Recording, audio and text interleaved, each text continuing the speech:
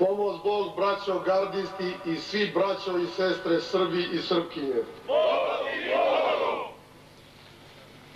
U ovom trenutku koji je za mene jedan mnogo značajan trenutak i koji je za celu Srbiju i za sve što je ponosito i dostojanstveno i demokratsko u celoj Srbadiji, ja želim najtoplije hrišćanski, pravoslavno-srpski da vam se zahvalim što ste se odazvali u ovom broju, u ovo teško vreme kada se za ovo predviđa 60 dana zatvora i kada nam olinjali i istrošeni i ideološki prevaziđeni generali Josipa Broza prete i zabranjuju pravo na naš srpski patriotizam i na srpsko ratničko dostojanstvo.